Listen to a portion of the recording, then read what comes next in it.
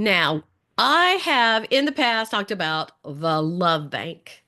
And this kind of goes into the same thing of like, keeping your cup full. But this is not keeping your cup full, but learning to keep each other's cup full.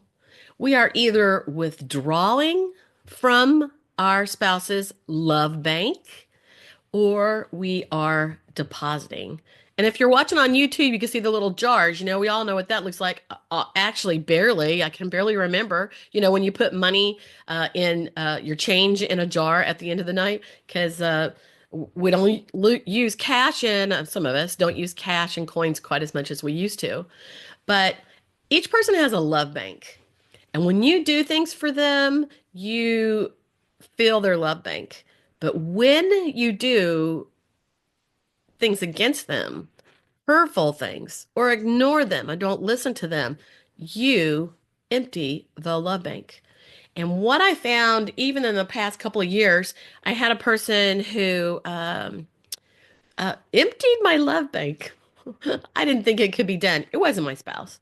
But this goes for all our other relationships too. They emptied my love bank with one thing and another and another and another until I was like, man, I'm like done. And that love bank never got refilled. For people who don't say they're sorry, that empties that love bank. If you're a taker and not a giver, it empties that love bank. And I thought about that person, and then I thought about, somebody like your mom. Your mom can tell you something, and if they're filling your love bank, I mean, your mom's done a million things for you, probably.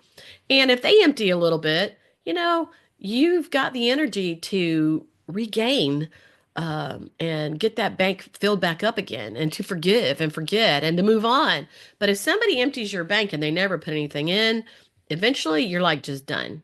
So you want to remember, and you're going to learn this in the next 5 weeks, how to fill your spouse's love bank. Deposits are meeting needs, kind words, sharing responsibilities, a hug, listening. But withdrawals are criticizing, flaring tempers, no time together, slam doors, and gaslighting. Some of my kids at church taught me what gaslighting was. Gaslighting is when you do things and you turn around and you blame the other person. Boy, is that a withdrawal. So the 10 total needs are sexual fulfillment, recreational companionship, physical attractiveness, domestic support, admiration and appreciation. And those five are the typical, may I say typical, top five for men. But it's not always like that because that's why you do the needs quiz so you can figure that out. The top five for women typically is affection. Do I have anybody relating to that? Intimate conversations. Yep, those two are one of the tops of mine. Honesty and openness. I find this so important. So I can trust you if you're honest and open with me. Financial support and family commitment. So that's the top five usually.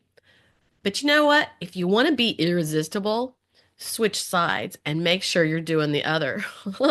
And that's what we're studying today. All 10 needs, and we're going to start with several of those on the next week.